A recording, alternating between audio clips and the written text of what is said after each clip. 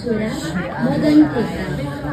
परम्पराको नाममा कसैले आफ्नो पाप पखाल्छन् त कसैले गरिबीको नाममा आफ्नै रगतको सौदा गर्छन्।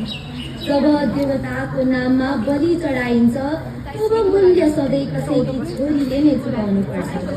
मदन हातमा 200 रुपैयाँ पैसा बन्दै भन्छ, हेर रमेश, पुरा सिधा र सफा छ। मन्दिरले आफ्नो देउकी पाउँछ, तिम्रो परिवारले यो मुठ काट्न रासन पाउँछन्। रमेशले कामेको स्वर बादल मडारिएर झरेका आँसु र पीडाको पहाड बोक्दै भन्यो, मदनजी, उनी अझै सानी छे, जेठी छोरी पनि यसै गरी गइहालिन्। कृपया अर्कै केही उपाय छैन र? रिसले आँखा राता राता पार्दै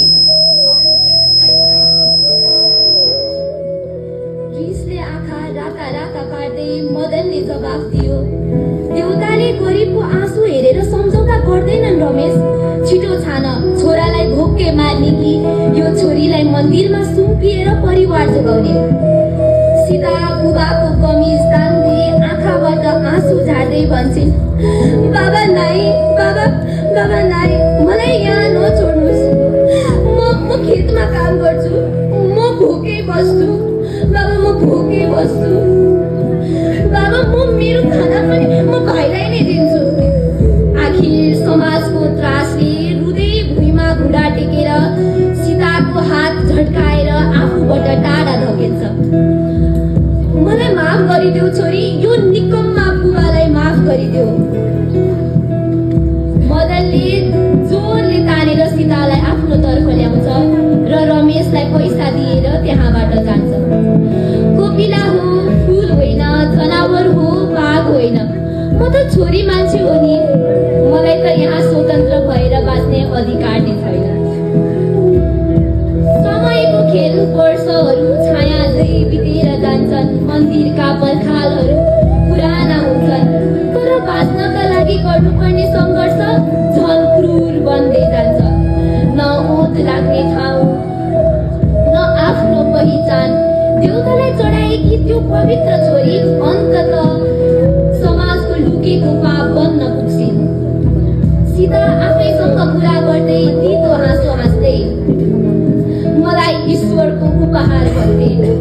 तर जब मन्दिरको ढोका बन्द भयो तब भोक बाहेक केही बाँकी रहेन। मान्छे ढुङ्गाको देवीलाई पुग्छन्, तर जिउँदो देवीलाई त्यही हिलोमा कुचलिदिन्छन्। आयुष अलि डराउँदै यताउता हेरेर भन्छ, कोही हुनुहुन्छ? सुन्नुहोस् त। सीता आफ्नै काममा अल्झिँदै त्यो अपरिचित जस्तो लाग्ने स्वरलाई नहेरिकन व्यावसायिक र चिसो स्वरमा जवाफ दिन्छन्, भित्र आउनुहोस्, लाज मान्नु पर्दैन, यहाँ समयको मूल्य राख्छ, राति निकै छोटो छ, बस्नुहोस्। आयुष अलि नजिक आउँछ। सीता भुइँबाट उठेर उसको तर्फ फर्किन्छन्। जब दुवैको आँखा जुत्छ, हुरी आउनु अघिको सन्नाटा खाउँछ।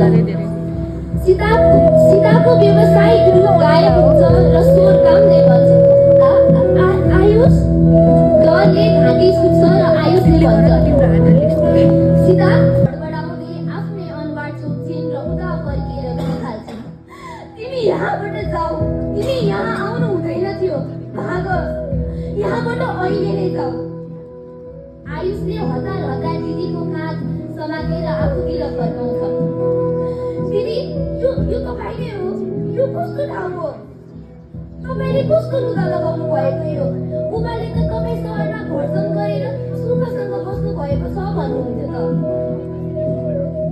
घरसम्म, सुख, मलाई हेर आयुष, यो शब्द त मेरो भाग्यमा परेकै छैन।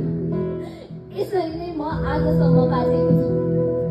आयुष आँखाबाट बसे जस्तै हुन्छ, टाउको समातेर भुइँमा बस्छ।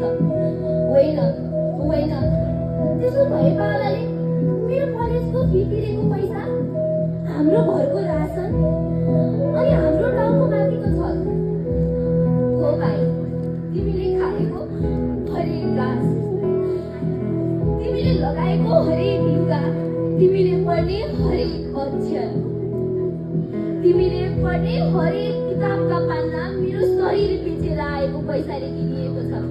तिमी त फुल धान्ने छोरा हो। त्यही भएर आयुषले रुँदै दिदीको हात समात्छ। दिदी, मलाई कसम थाहा थिएन, मलाई केही पनि थाहा थिएन। कृपा गरेर भनिदिनुहोस् यो एउटा सपना हो। सीता भाइको अगाडि घुँडा टेक्छे, उसको आफ्नो शब रोदनमा बदलिदिन्छ। ऊ भाइलाई कस्तै रङ्गार हाल्छे। यो एउटा दुःखको स्वप्न नै हो भाइ, तर यो यस्तो सपना हो जसबाट हामी कहिले बिउजिन सक्दैनौँ। दिदी हिँड्नुहोस्, यहाँबाट म तपाईँलाई लग्छु, नयाँ जीवन सुरु गर्नुहोस्।